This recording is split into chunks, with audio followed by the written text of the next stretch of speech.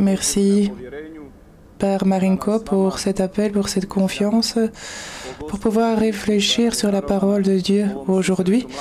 Cette parole de Dieu qui nous a été donnée en cette rencontre des jeunes, je ne sais pas comment il en est pour vous, mais dans ma vie, divers endroits ont diverses significations. C'est ainsi avec ce lieu de Medjugorje. Voilà, j'ai été surpris par cet appel de mes confrères à dire quelque chose aujourd'hui. Mais de même, ce même jour, il y a 7 ans, le 4 août 2014, en tant que jeune prêtre, j'ai célébré pour la première fois ma messe ici à Medjugorje. Il y a exactement 7 ans. Et c'est pourquoi Medjugorje, pour moi, quelqu'un dirait que c'est un lieu de hasard, c'est un lieu de hasard, mais Medjugorje est avant tout un lieu où la providence se réalise. Fabrice Hadjadj, un penseur chrétien bien connu, dit que le hasard n'est qu'un nom humble pour la providence. C'est pourquoi nous-mêmes, quand nous voyons que toutes les pièces s'ordonnent comme nous n'avons même pas pensé ni imaginé, eh bien le cœur reconnaissant, nous pouvons nous arrêter devant cette caresse de la providence dans notre vie. Ce festival des jeunes est avant tout un événement, une rencontre avec Jésus-Christ, et c'est l'occasion de connaître le Christ et sa parole. Et nous savons que quand nous venons vers le Christ, nous pouvons y trouver la consolation, mais ce qui parfois nous rend confus dans cette rencontre avec le Christ est l'exigence de sa parole. Et c'est pourquoi nous ne pouvons jamais dans notre vie avoir peur de l'exigence de la vie spirituelle. Cette vie de celui qui veut vivre avec le Christ, il doit rencontrer l'exigence de la croix, l'exigence de la vérité, l'exigence de l'accueil du style de vie que propose le Christ. Et nous savons nous-mêmes par notre propre vie, notre expérience personnelle, que dans la vie, cela vaut la peine. Ce qui vaut la peine, ce sont les choses difficiles, quand nous avons fait des efforts pour quelque chose, lorsque nous avons investi des efforts, beaucoup de force quand une chose était très difficile pour nous, et après combien il est beau de voir la beauté de cette chose. Et parfois, ces moments difficiles dans notre vie sont comme ceux par lesquels Dieu écrit notre vie, et c'est comme si à un certain moment il pressait un peu plus son crayon pour laisser une trace plus épaisse. Et quand on retourne en arrière dans notre vie, on voit que cette trace de ces moments difficiles dans la présence du Seigneur deviennent des choses importantes, et notre assurance que nous sommes malgré tout dans la main de Dieu. Et c'est pourquoi sur cette trace de notre vie, nous pouvons certainement écrire cette rencontre des jeunes, cette rencontre avec les jeunes du monde entier, dans le même désir, dans la même soif, le même espoir. C'est cette espérance de la rencontre avec Jésus-Christ. Et notre communion ici n'est pas seulement cela, que nous ayons le même désir, mais cela provient aussi de ce que dira l'apôtre Paul. C'est une seule foi, une seule croix, un Dieu, Père de tous, au-dessus de tous et par tous. Et c'est pourquoi ce festival des jeunes est une oasis de vie dans notre aventure, notre cheminement avec Jésus-Christ, parce qu'il nous montre que sur ce chemin, nous ne sommes jamais seuls.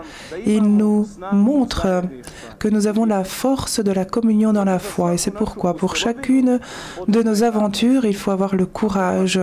Et si tu n'as pas de courage, le courage qui va vaincre ta peur, qui va briser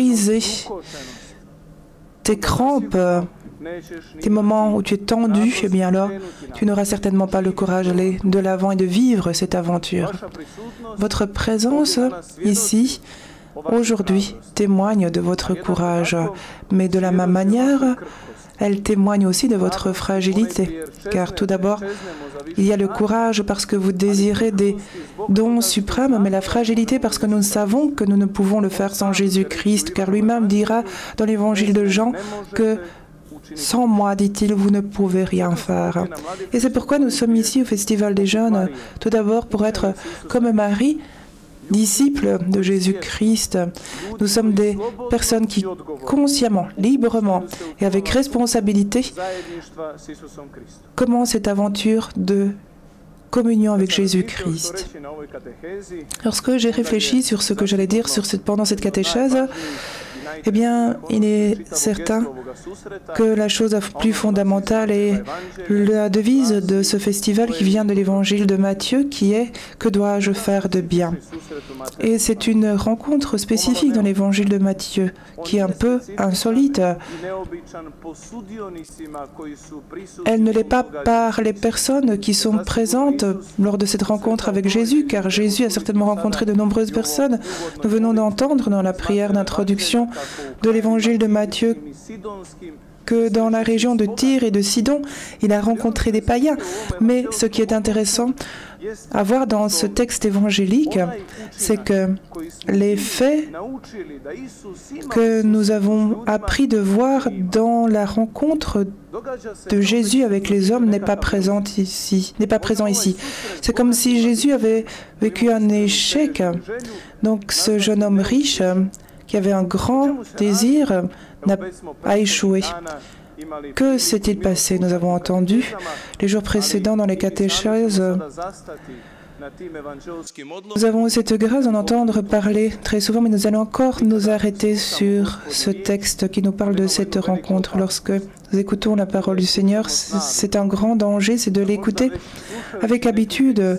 C'est-à-dire qu'en écoutant un texte que nous avons déjà entendu de nombreuses fois, nous pensons que ce texte ne peut plus nous parler. Et la parole de Dieu est tellement profonde, la parole de Dieu est tellement puissante, la parole de Dieu est plus tranchante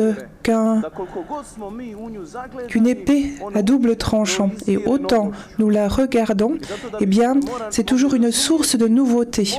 Et c'est pourquoi nous devons, pour la comprendre, être continuellement appuyés sur cette parole, être continuellement à l'attente, dans l'attente de cette nouveauté que Dieu peut donner dans sa providence à la sourdité de notre cœur. Dieu peut casser la glace de nos sentiments. Dieu peut toucher nos sens, nos sentiments, nos paroles et nos œuvres. Et c'est pourquoi, avec une telle intention, maintenant, essayons d'écouter ce texte de l'évangile de Matthieu, du 19e chapitre, 16 à 22. Voilà ce que dit l'évangéliste Matthieu. Et voici, un homme s'approcha et dit à Jésus, « Maître, que dois-je faire de bon pour avoir la vie éternelle ?» Il lui répondit, « Pourquoi m'interroges-tu sur ce qui est bon? Un seul est le bon. Si tu veux entrer dans la vie, observe les commandements. » « Lesquels, lui dit-il. Et Jésus répondit, « Tu ne tueras point, tu ne commettras point d'adultère, tu ne déroberas point, tu ne diras point de faux témoignages, honore ton père et ta mère, et tu aimeras ton prochain comme toi-même. » Le jeune homme lui dit, « J'ai observé toutes ces choses, que me manque-t-il encore ?» Jésus lui dit, « Si tu veux être parfait, va, vends ce que tu possèdes, donne-le aux pauvres, et tu auras un trésor dans le ciel. Puis viens et suis-moi. » Après avoir entendu ces paroles, le jeune homme s'en alla tout triste, car il avait de grands biens.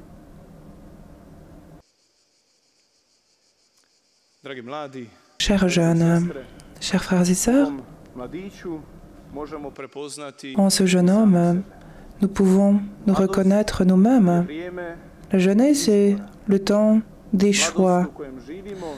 La jeunesse dans laquelle nous vivons est le temps où nous choisissons les directions de notre vie, lorsque nous choisissons les chemins sur lesquels nous désirons aller, la direction que nous désirons réaliser par notre propre vie.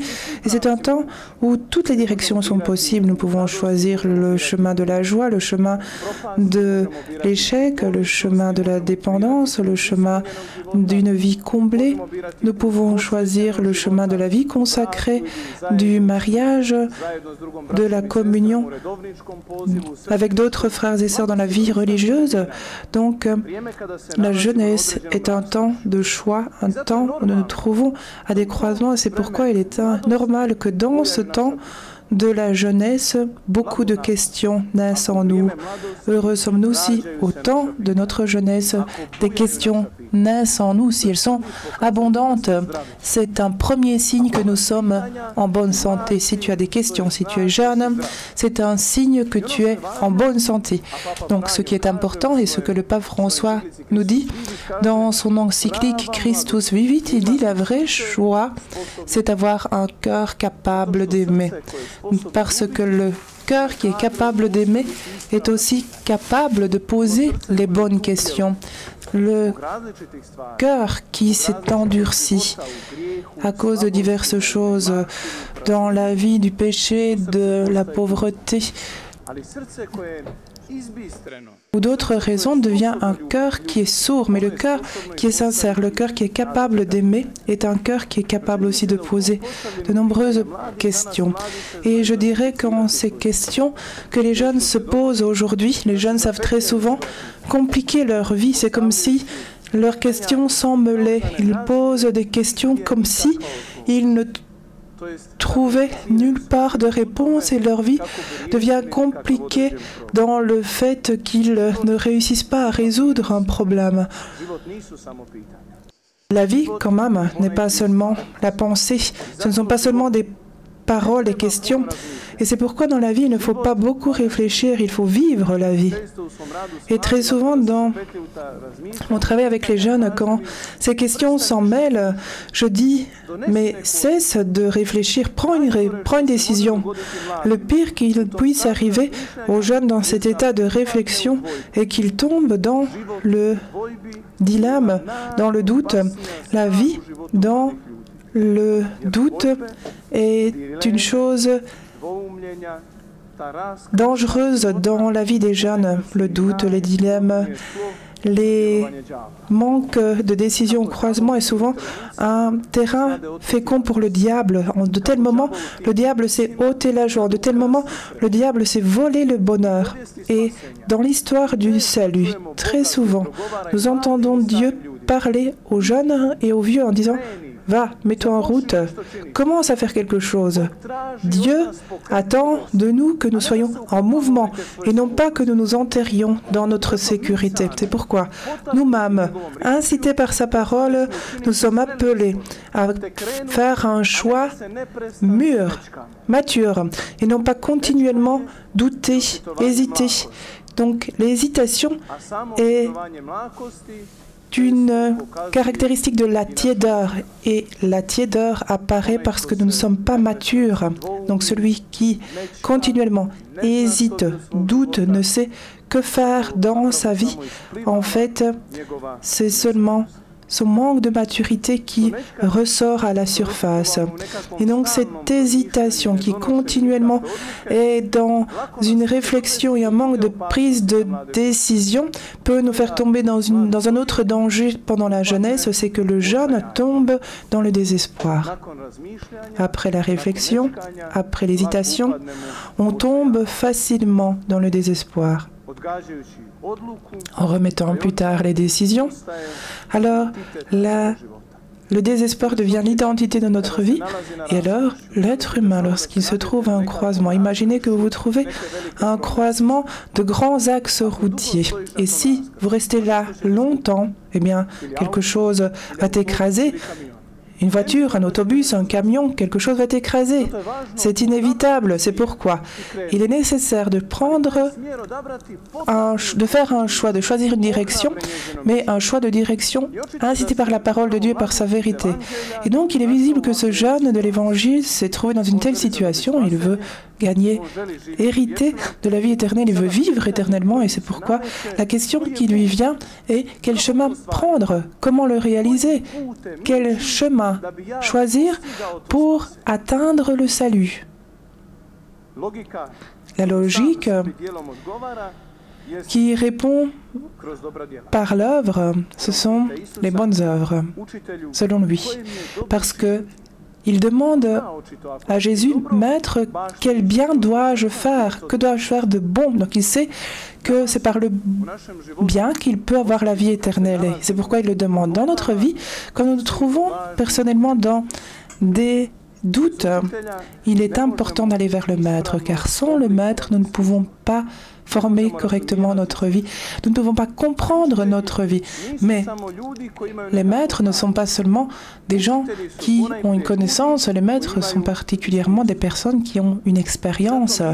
Et c'est pourquoi la mesure d'un bon maître n'est pas dans la capacité de transmettre sa connaissance.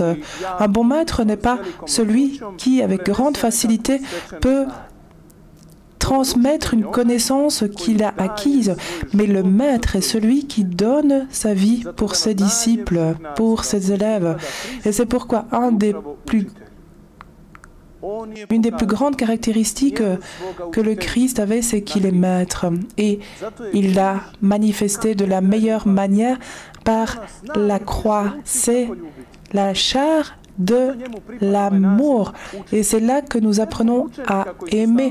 Et c'est pourquoi on l'appelle le maître, non pas parce qu'il y a des disciples autour de lui, mais à cause de son identité, parce qu'il est le maître de la vie. Et c'est pourquoi nous-mêmes, si nous connaissons nos questions, et si nous savons déposer nos questions devant le Christ, dans sa sécurité, la question ne sera peut-être pas celle que, la réponse ne sera peut-être pas celle que nous attendons, pas celle qui évite l'exigence, mais la réponse sera ce que le Christ nous donnera. Et c'est pourquoi, à la rencontre avec le jeune homme riche, Jésus, dans sa réponse, ne s'éloigne pas de la parole de Dieu. Jésus, tout d'abord, remet les choses à leur place.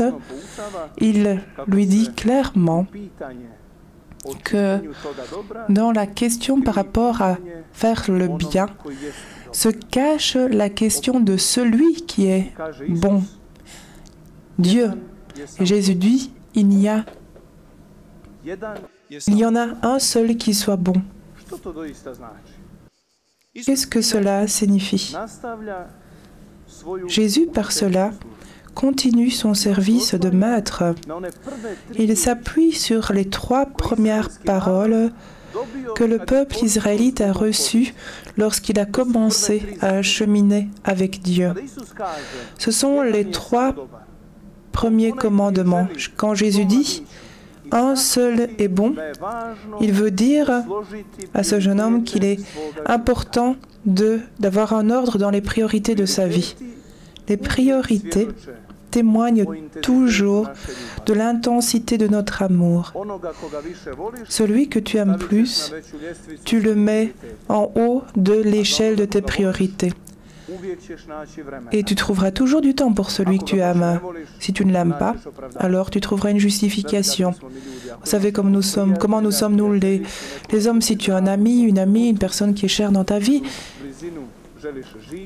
dans la proximité duquel tu désires vivre et tu veux faire l'expérience de la proximité de cette personne, alors tu trouveras du temps pour cette personne. C'est pourquoi Jésus dit à ce jeune homme riche, « un seul est bon ».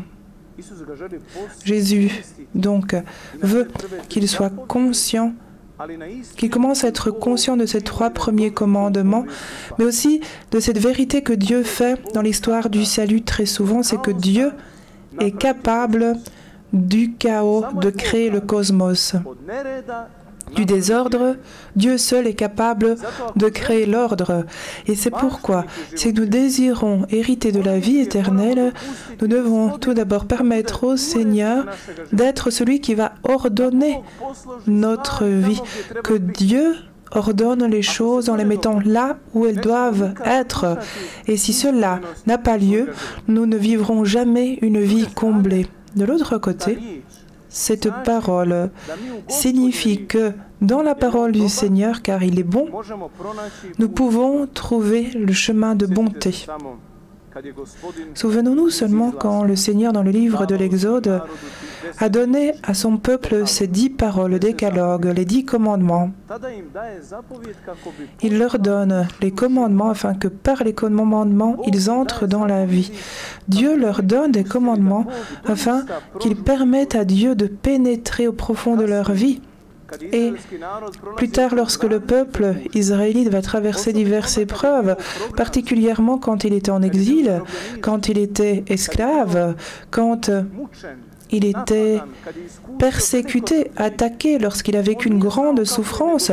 Il ne savait pas que le Seigneur lui était proche, il ne voyait pas cette présence de Dieu de manière claire. Et le prophète Isaïe, que Dieu soulève en ce temps et qui vient et dit au peuple de Dieu la chose suivante. Dans le livre d'Isaïe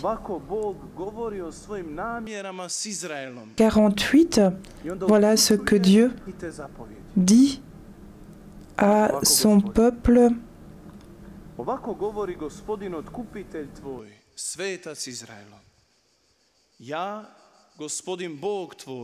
Voici ce que dit ton Dieu, je paraphrase.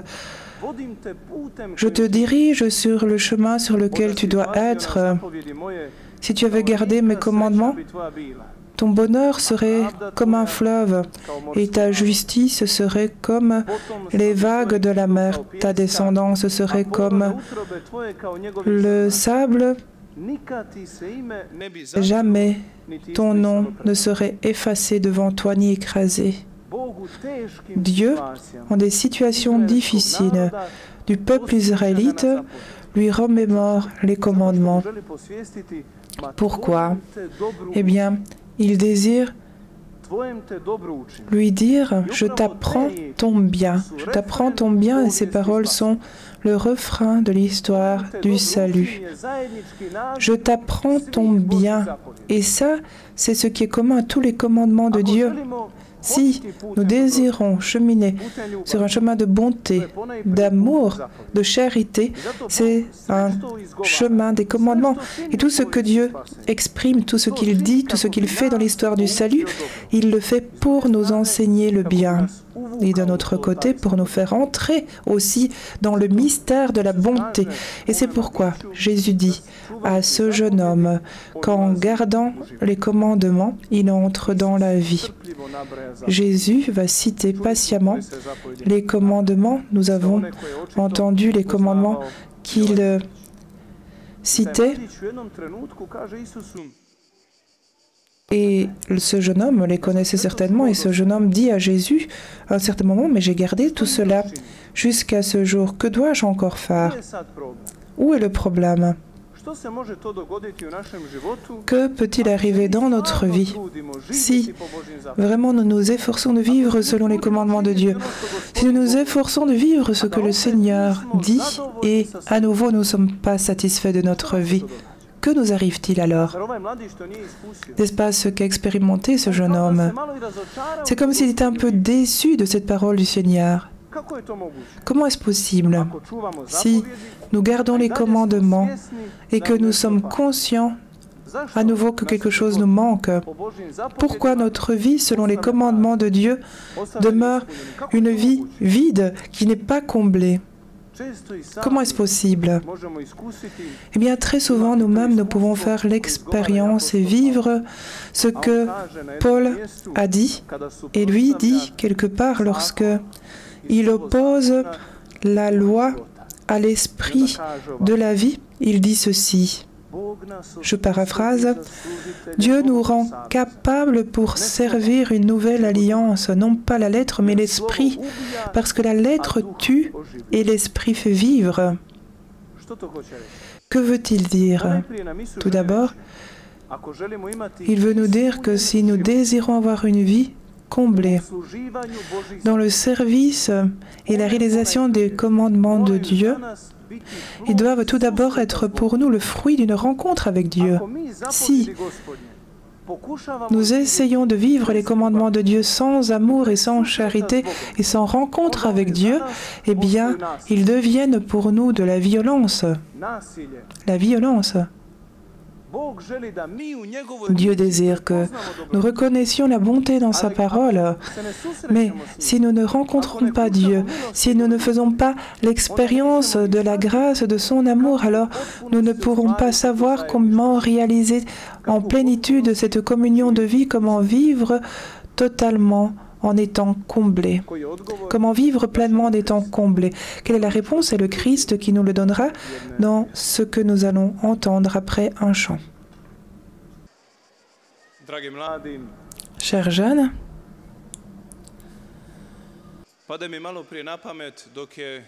il y a quelques instants, alors que le Père Marinko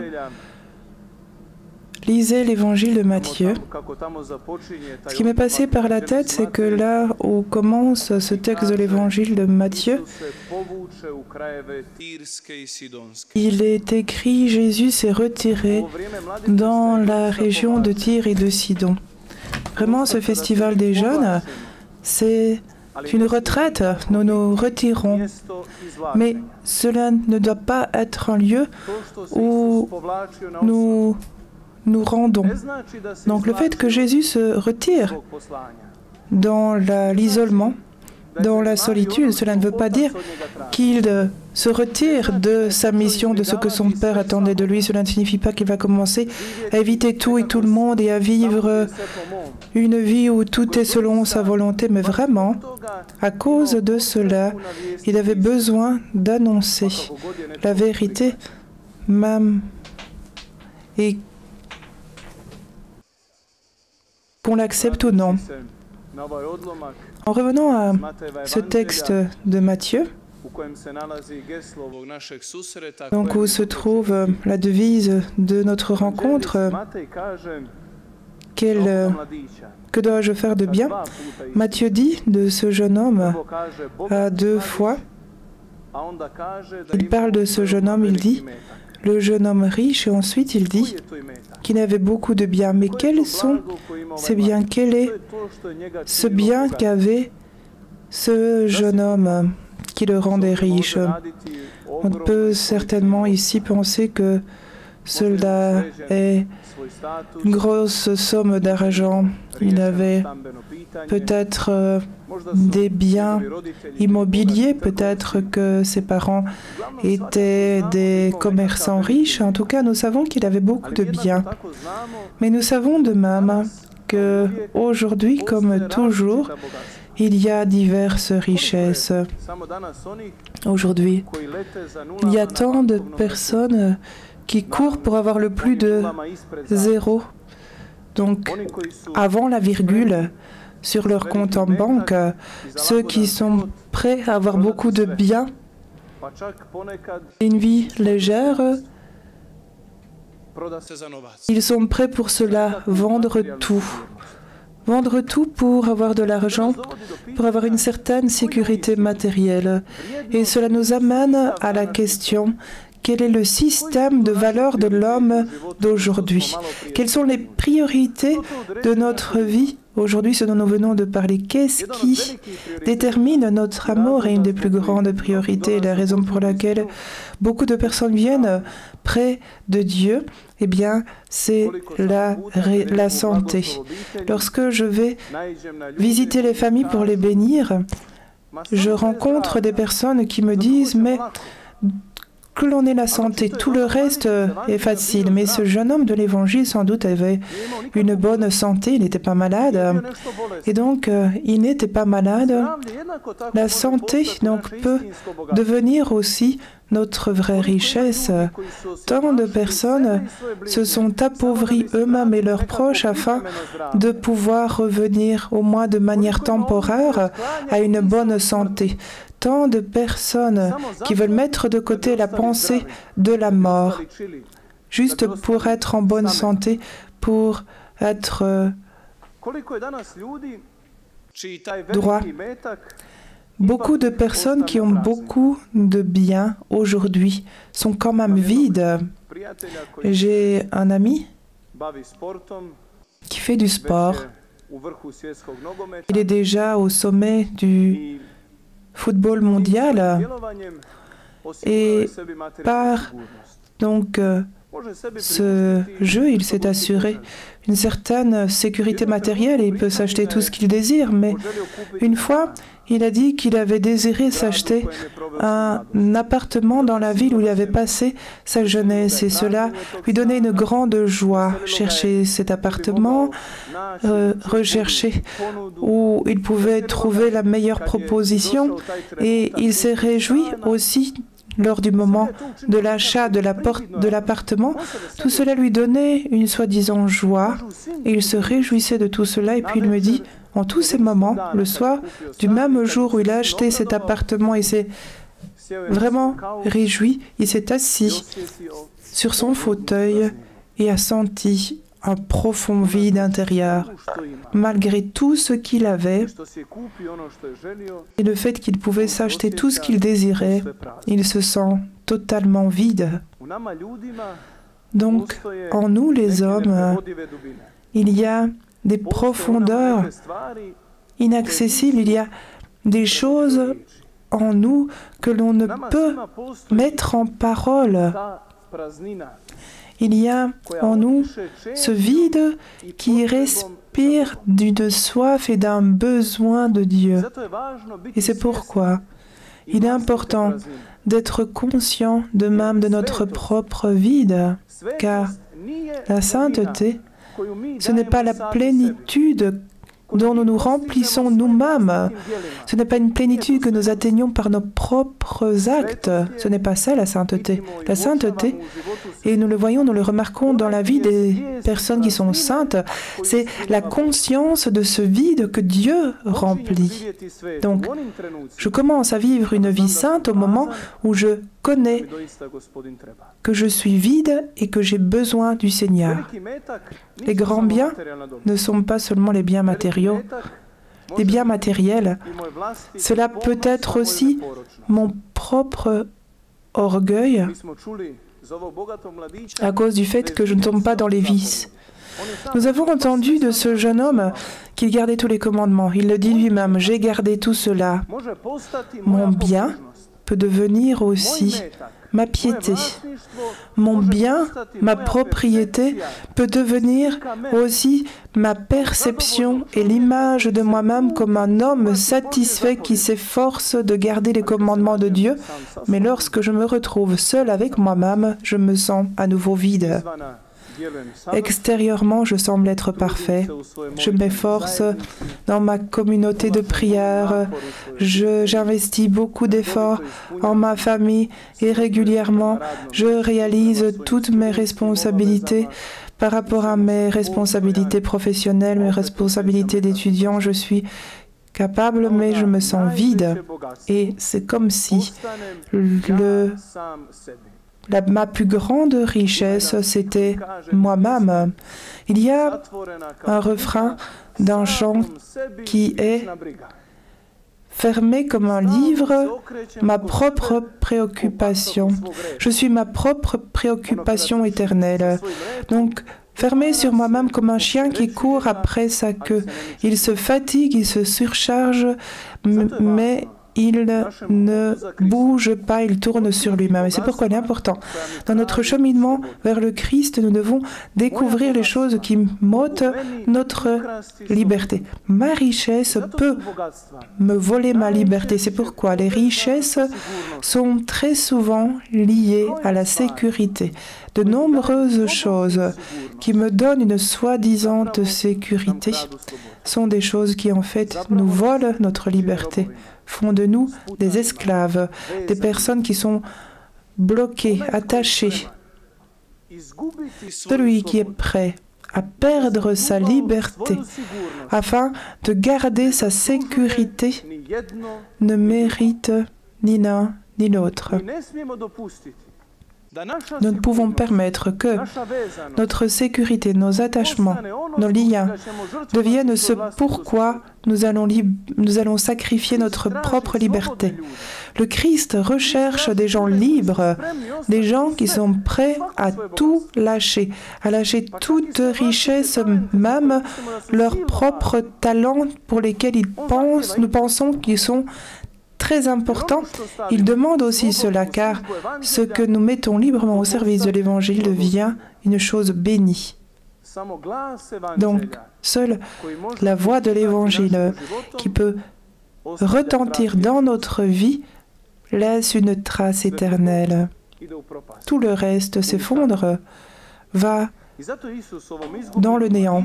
Et c'est pourquoi Jésus ouvre le chemin de la perfection pour ce jeune homme riche et lui dit, « Si tu veux être parfait, va, vends ce que tu possèdes et donne-le aux pauvres, et tu auras un trésor dans le ciel. » Donc il est important de comprendre qu'avoir une vie comblée, cela ne signifie pas avoir une vie parfaite. Cela ne signifie pas avoir réalisé tous les désirs de notre vie. Dans notre vie, très souvent, nous remettons à plus tard certaines décisions. Nous remettons à plus tard notre joie parce que nous attendons que se réalisent nos désirs. Et si nos désirs ne se réalisent pas dans notre vie, nous devenons des personnes frustrées. Nous devenons des personnes qui ont un visage attristé, un visage tendu. Nous sommes vraiment appelés à comprendre qu'une vie parfaite signifie avant tout être comblé de l'amour du Seigneur. Et c'est pourquoi le fondement d'une vie comblée n'est pas dans la possession de quelque chose ou de quelqu'un ou de n'importe quoi, mais la fondation est avant tout vivre dans la force de la rencontre avec Jésus. Car dans la rencontre avec Jésus, nous allons acquérir ce trésor dans le ciel. Celui qui découvre le Christ et son amour, cet amour qui m'aime personnellement, celui-là découvre une perle pour laquelle il est prêt à vendre tout pour acheter ce champ où se trouve cette perle. La plus grande richesse que nous puissions posséder, c'est découvrir la communion avec le Christ. Et c'est pour cela qu'il faut se libérer de tout ce qui étouffe ma communion avec lui. C'est pourquoi Jésus dit, va, vends tout ce que tu as et donne-le aux pauvres. C'est la pédagogie de la libération de soi-même. Donc c'est la première condition pour suivre le Christ. Dans l'évangile de Marc, Jésus dit, si quelqu'un veut me suivre, qu'il renonce à lui-même, qu'il prenne sa croix et qu'il me suive. Mais la première condition, c'est renoncer à soi-même, renoncer à sa richesse, vendre ce que l'on a. Cela ne doit pas être une sécurité matérielle, cela peut être mon temps, cela peut être mon orgueil, cela peut être mes attachements, cela peut être mon talent, être prêt à perdre cela, car c'est seulement ainsi que je peux posséder correctement. Et c'est pourquoi Jésus demande à ce que la richesse soit vendue. Donc il faut être prêt à donner aux pauvres, à donner à celui qui n'a pas. Faire quelque chose pour tous. Les franciscains, nous savons parfois plaisanter en disant que nous avons notre vœu de pauvreté, et alors nous mettons tout en commun. Et un des frères a dit, oui, tout est commun, mais touche à quelque chose et tu verras à qui cela appartient. Tout de suite, quelqu'un se lève pour dire, c'est à moi.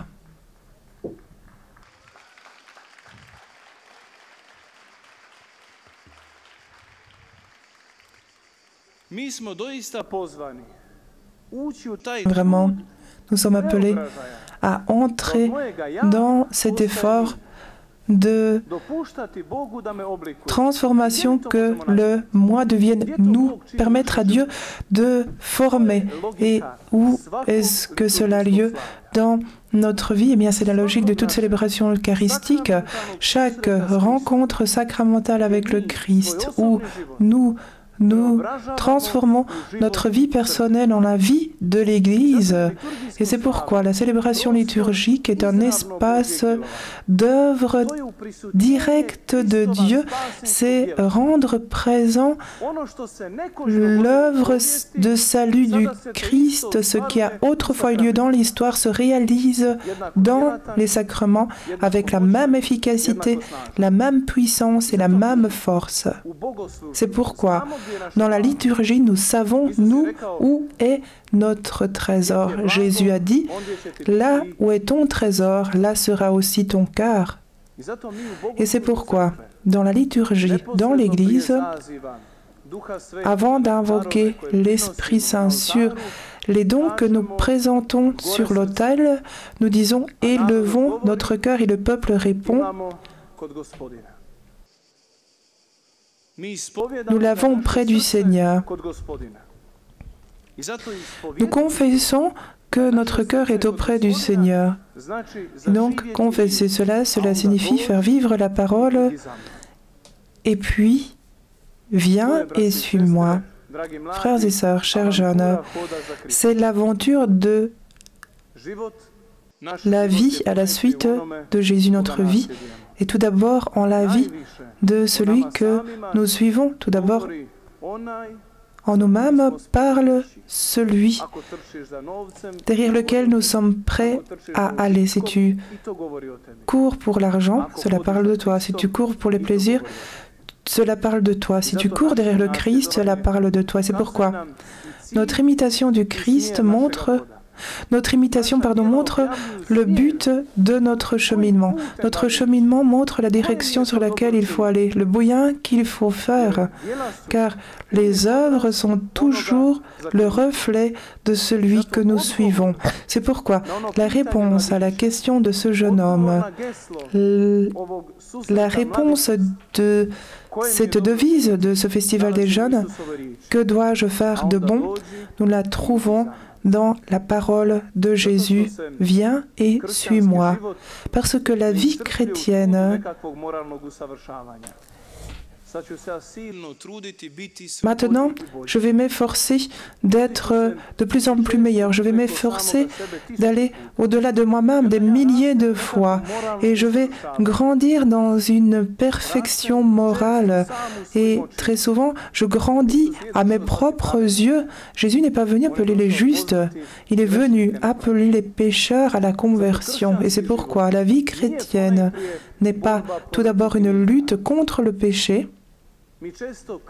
Très souvent, nous interprétons mal notre vie chrétienne et nous disons « il est important de lutter contre les péchés ». La vie chrétienne est tout d'abord une lutte pour la sainteté, une lutte pour la proximité de Dieu.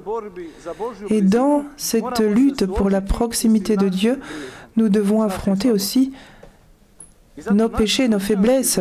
Et c'est pourquoi notre vie chrétienne est dans la communion avec Dieu, dont la force et la beauté sont goûtées dans la liturgie de l'Église, en ce que le Christ fait pour nous. En fait, en chaque sacrement, nous nous abandonnons entre les mains de celui qui est bon. Et à la fin, l'évangéliste termine cette rencontre de Jésus avec le jeune homme riche en disant « Ce jeune homme s'en est allé triste parce qu'il avait beaucoup de biens. » Marc a dit « Il s'en alla tout triste. » Le pape François a dit « Ce jeune homme en allant triste du Christ a renoncé en fait à sa jeunesse. » Il est bon de nous demander à nous-mêmes comment quittons-nous le Christ après l'avoir rencontré. Vous savez, Nietzsche a dit que le plus grand problème des chrétiens, c'est qu'ils quittent la liturgie, la célébration liturgique triste.